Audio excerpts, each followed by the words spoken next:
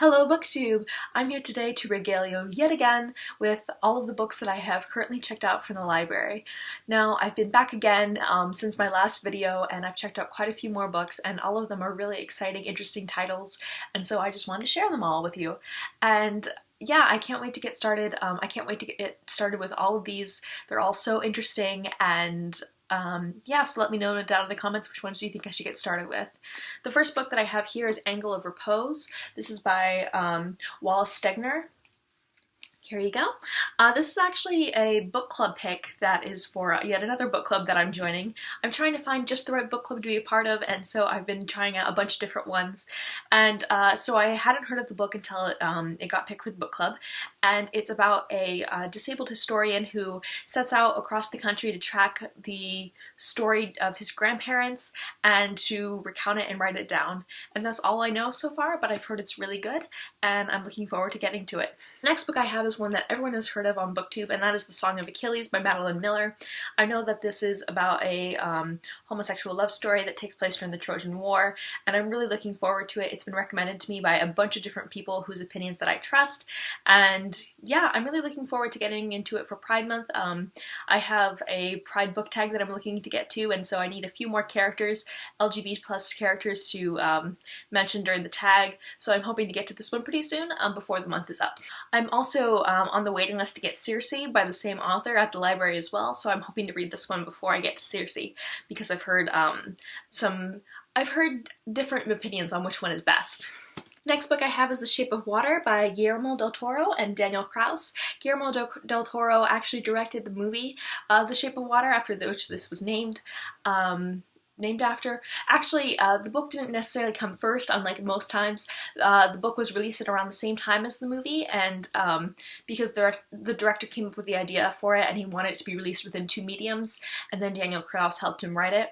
I'm about like 2/3 of the way through the book right now, and I am enjoying it. However, it's not quite as good as I would think as I was hoping it would be, and I'm still planning on seeing the movie after I finish to see if it's any better than the book or not. I think this might be a rare instance where the movie might be better than the book, and that's just because I think this book was intended to be a movie more than a book, if that makes sense. Like, there isn't a lot of literary work in here.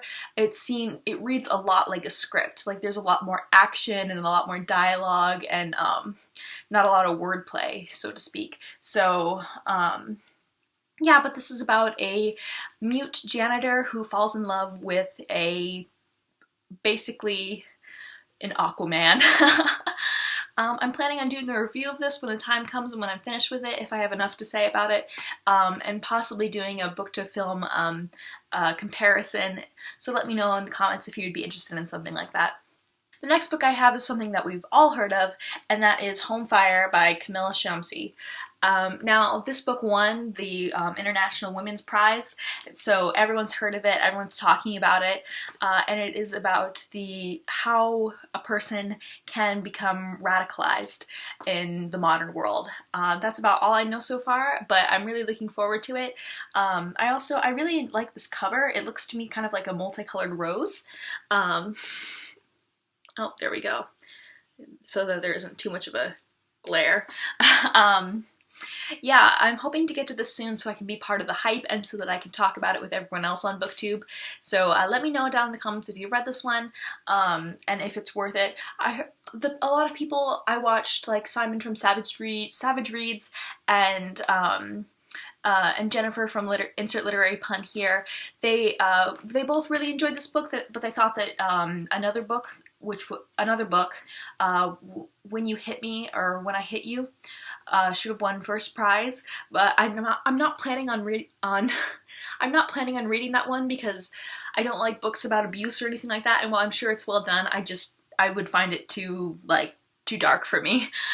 So I'm just going to be picking up this one instead. Not that radicalized religion isn't also dark, but it's just something I feel like I could handle more.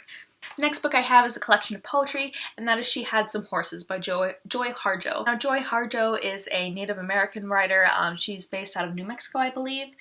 She's from the Muskok or Creek Nation, and I read one of her books last year, which was her autobiography, and it's called Crazy Brave. And I did like that, but I felt like it could have been a bit better. But I still enjoyed it enough to look further into more of her work. And so I'm reading this so far, and I've only read a couple of the poems so far, but I really am enjoying it. Her poems are both very lyrical, but yet grounded in reality, and that's something that's really refreshing that I'm finding. So if you've been watching any of my videos regularly, you know that I finished The Orenda recently, and by Joseph Boyden, and that I really enjoyed that. Now, so after I finished it, I gave it 5 stars, and that was the first 5-star read this entire year for me, and the only one, which I've been having a pretty mediocre reading year.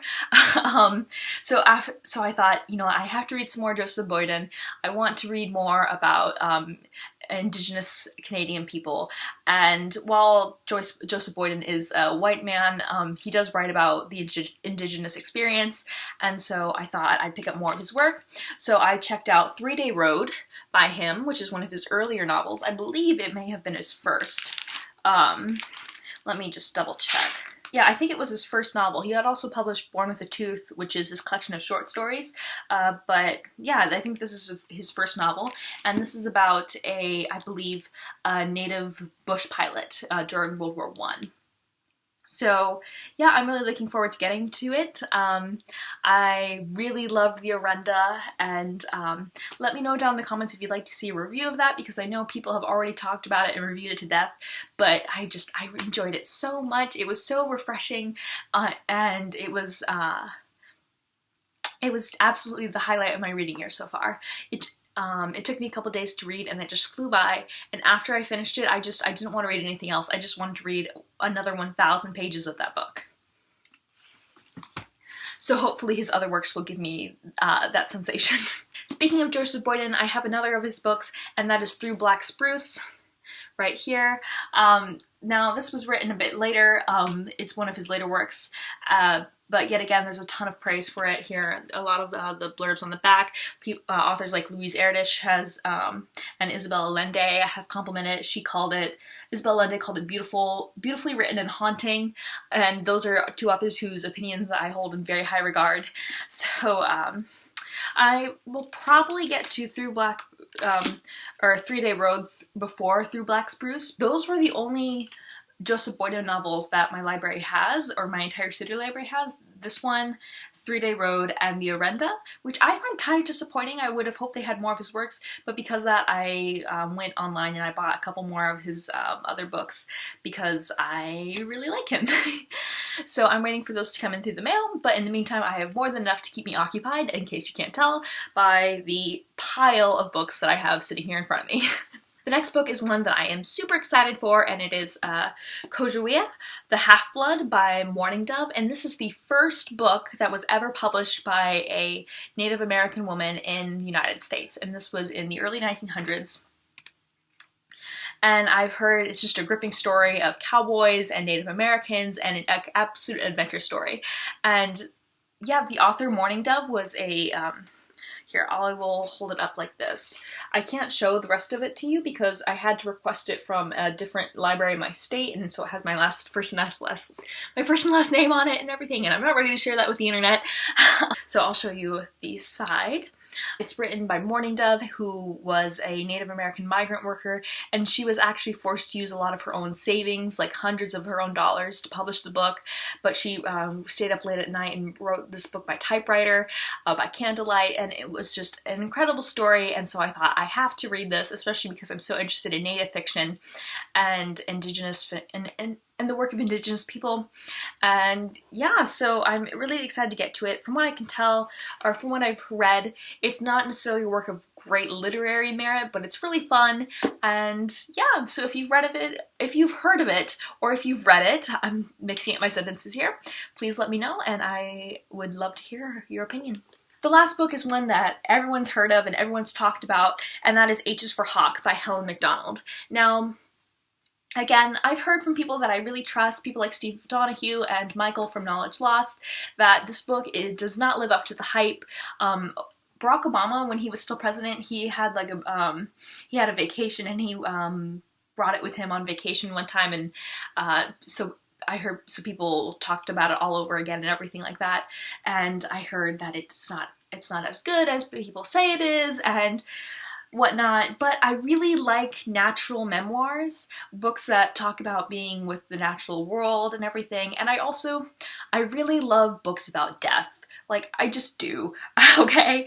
I like books that just really mourn for dead people, because I am an ugly crier, and when people die, it just breaks me. So books that just wallow in that sadness, I really love. So I have to at least give this a try. So if you've read H is for Hawk, and if you think that it did live up to the hype, let me know, because I would love to hear about that. And if you hated it, please let me know why. So those are all the books that I have checked out from the library right now. Of course, I'm on the waiting list to get a million more, so I have to get to these right away. Let me know if any of them sounded interesting to you. I'd love to hear from you all in the comments, and have a lovely day. Okay, bye!